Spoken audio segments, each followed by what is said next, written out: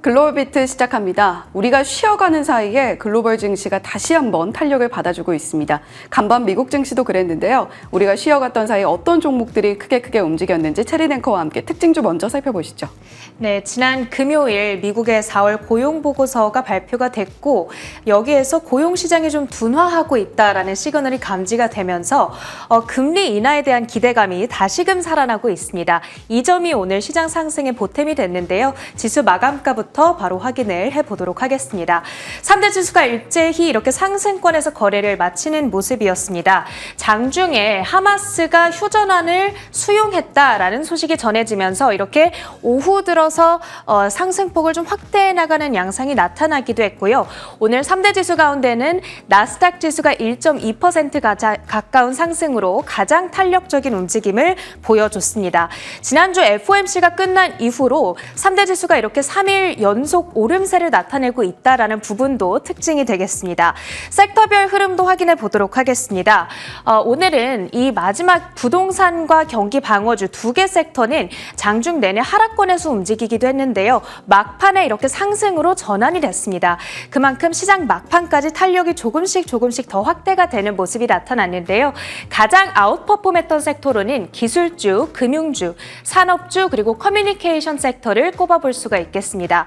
그 안에서 움직임을 주도했던 종목들 정리해봤습니다. 일단 엔비디아 오는 22일 실적 발표가 예정되어 있고요. 이를 앞두고 지난 4월 19일부터 주가 반등세를 나타내고 있습니다. 그만큼 실적에 대한 시장의 기대감이 살아있다라는 뜻으로 해석이 되기도 했는데요. 다만 앞서 라이벌 기업인 AMD 그리고 대표적인 관련주인 슈퍼 마이크로 컴퓨터의 경우에는 실적 발표 이후에 주가가 크게 미끄러지는 모양새를 나타내기도 했었죠. AI 주도주들에 대한 시장의 눈높이가 상당히 높게 형성돼 있다라는 것을 의미하기도 합니다. 과연 엔비디아의 주가는 실적 발표 이후에 또 어떤 움직임을 보여주게 될지 참 걱정이 되기도 하고 기대가 되기도 하는 움직임인데요. 이제 그 이후에 어떻게 대응을 해야 할지 저희 프로그램 통해서 지속적으로 업데이트를 드리도록 하겠습니다. 다음으로는 마이크론도 확인해 보겠습니다. 베어드 쪽에서 투자 의견을 업그레이드 시켜주는 이슈가 있었는데요. Substantial Upside Opportunities라는 표현을 썼습니다. 유의미한 상승의 기회가 열려있다 이런 이야기를 하고 있고요. 그러면서 주가의 경우에는 4.7%의 오름세, 오늘 120달러 선을 터치하면서 종가를 형성하고 있습니다. 자, 그 다음에 전반적인 종목별 분위기 히트맵을 열어서 확인해 보도록 하겠습니다. 오늘은 반도체 섹터 분위기가 앞서 살펴봤던 엔비디아, 마이크론 이외에도 전반적으로 좋았습니다. 브로드컴, 마이크론 테크놀로지의 경우에도 각각 2%, 3% 정도의 오름세를 나타내면서 마무리됐고요. 그런가 하면 메타 역시도 3% 아주 환한 초록불을 켜주고 있죠. 이 부분 역시 시장 상승에 보탬이 되어줬습니다. 그랬던 한편 디즈니 이제 오늘 밤에 실적 발표를 앞두고 있는데요. 실적 발표를 앞두고 기대감이 유입되는 모습 확인이 되고 있습니다. 주요 종목들의 이슈를 좀 우측에 정리를 해봤는데요. 첫 번째로 주말 사이에 커다란 이벤트가 하나 있었죠. 버크셔 해서웨이의 연례 주주총회가 있었습니다. 이 자리에서 1분기 실적 발표가 이뤄졌는데요. 1분기 영업이익이 전년 동기 대비 39% 증가한 것으로 나타났습니다. 한 가지 특이사항은 워런 버핏이 아주 오랫동안 투자를 해왔던 종목이죠. 애플에 대한 지분을 약 13% 매각했다라는 소식이 전해지기도 했습니다. 그러면서 버핏 회장이 애플에 대해서 이제 좀 부정적으로 보는 것 아니냐라는 우려스러운 추측이 나오기도 했습니다. 그렇지만 버핏 회장은 그게 아니다. 여전히 애플에 대해서는 상당히 긍정적으로 보고 있다. 심지어는 내가 오랫동안 투자해왔던 아멕스, 코카콜라 이런 기업들보다 더 좋게 평가를 하고 있다라고 얘기를 해줬습니다. 하지만 그럼에도 불구하고 어쨌든 보유지 지분을 매각했다라는 이슈가 나왔기 때문에 애플의 주가는 오늘 1% 가까운 하락세를 나타내는 모습이었고요. 그랬던가 하면 제약 바이오 섹터 내에서 표정들은 조금 엇갈리는 모습이었습니다. 일단 암젠의 경우 비만 치료제가 지금 빠르게 진행 중이다라는 소식을 전한 이후에 전일 12%나 급등을 했던 바가 있었는데요. 그러다 보니까 오늘은 차익 실현에 대한 압박이 조금 나왔습니다. 4% 가까운 하락으로 진행이 되면서 $300 선을 반납하는 움직임이 나오기도 했습니다. 그 밖에 시장을 움직였던 종목들 확인해 보도록 하겠습니다. 첫 번째로는 US 스틸입니다. 뉴욕 증시 개장을 앞두고 EU 집행위원회가 일본 제철의 US 스틸 인수를 승인했다라는 소식이 전해졌고요. 이와 더불어서 오늘 모건 스탠리 측의 투자 의견 상향이 있기도 했습니다. 그러면서 US 스틸 X라는 티커명을 가지고 있는데요. 주가는 4.3% 오름세를 나타냈습니다. 다음 종목도 보겠습니다. 이 미국의 대표적인 저가 항공사죠. 스피릿 항공이 실적 발표 이후에 움직임을 나타냈는데요. 예상됐던 것보다 더 큰 손실폭을 나타냈습니다. 전망치가 1.45달러였는데 실제로는 마이너스 1.46달러의 손실을 기록하면서 주가가 크게 밀려났습니다. 9.7%의 급락세였고요. 오늘 보시다시피 3.35달러 선에 종가를 형성하고 있는 모습입니다. 다음으로는 코인베이스도 확인해 보도록 하겠습니다. 바클레이즈 측에서 목표가를 상향 조정시켜줬는데요. 기존의 179달러에서 이제는 204달러로 높여 잡았습니다. 하지만 금요일 종가 대비했을 때 여전히 9%의 하락 여력을 시사하고 있다. 이 점에는 주의를 해보셔야겠습니다. 어찌됐든 이 점이 오늘 주가에는 도움이 됐습니다. 1.65% 오름세를 나타냈고요. 226달러 선 현재 가리키고 있습니다. 마지막으로는 중국의 전기차 기업인 리오토까지 확인해 볼 텐데요. 인기 SUV 모델이죠. L6에 대한 주문량이 약 17일간에 걸쳐서 4만 1,000대 이상으로 나왔다. 아주 견조하게 나왔다라고 이야기가 되면서 리오토의 주가는 오늘 양호한 움직임을 나타내기도 했습니다. 이렇게 간밤 미국 증시 특징주들 정리해드렸고요. 계속해서 주요 외신 헤드라인 이어갑니다. 네, 외신 헤드라인 이어봤습니다. 앞서서 차린 앵커가 버크셔 해서웨이 주주총회가 있었다. 그리고 실적 발표가 있었다라고 이야기를 해줬습니다. 그런가 하면 버크셔 해서웨이의 실적 발표 현장에서 워런 버핏이 직접 Q&A를 모두 소화하는 모습도 보여줬는데요. 그 안에서 주목할 만한 포인트가 상당히 많았습니다. 오늘 첫 번째 외신 헤드라인 버크셔 해서웨이의 실적 발표 내용으로 바로 들어가 보겠습니다. 애플의 비중을 줄였다라는 것을 버크셔 해서웨이에서 명시를 했습니다. 그럼에도 불구하고 애플을 보유하고 있는 비중 자체가 가장 높은 것도 사실인데요. 이 비중을 줄인 데에는 세금 문제가 있었다라고 암시를 했는데 그 밖에도 AI에 대한 언급도 명확하게 했던 워런 버핏 회장이었습니다. 이어서 후계자도 지정을 하고 여러 가지 이슈들이 있었는데 버크셔 해서웨이의 실적 발표 이야기 함께 들어보시죠. 버크셔 해서웨이가 올 1분기에 애플 주식을 13% 매도해 3월 말 기준 7억 9천만 주, 약 1,354억 달러를 보유하고 있다고 밝혔습니다. 지난해 4분기에 이어 2분기 연속 애플 주식을 매각한 겁니다. 그러나 애플은 여전히 버크셔가 보유한 주식 종목 중 가장 많은 비중을 차지합니다. 일각에서는 애플이 중국에서 아이폰 판매가 부진한 영향 등으로 올해 1분기 주가가 11% 하락했고 시장에서는 버핏이 애플의 미래를 부정적으로 보는 게 아니냐는 관측이 제기된 바 있습니다. 하지만 버핏 회장은 올해 말까지 계속 버크셔의 투자 포트폴리오에서 애플이 가장 큰 비중을 차지할 가능성이 매우 크다면서 AI의 잠재력이 역대급 성장 산업이라고 말했습니다. 네, 그러면서 AI가 핵무기에 비견할 정도로 좀 무섭다라는 코멘트도 함께 내놨는데요. 일단 시장에서는 애플의 비중을 버크셔 해서웨이가 다소간에 줄였다라는 소식에 반응을 하면서 애플의 주가가 하락하는 모습도 보여줬습니다. 하지만 그럼에도 불구하고 포트폴리오 상에서 여전히 50% 절반가량의 비중을 차지하고 있는 애플의 모습을 보고 계시고요. 뱅크 오브 아메리카 같은 경우가 10%, 그리고 아메리칸 익스프레스 같은 경우가 8%까지 가량의 비중을 차지하고 있습니다. 이렇게 포트폴리오 구성 종목도 함께 공개를 했던 버크셔 해서웨이였고요.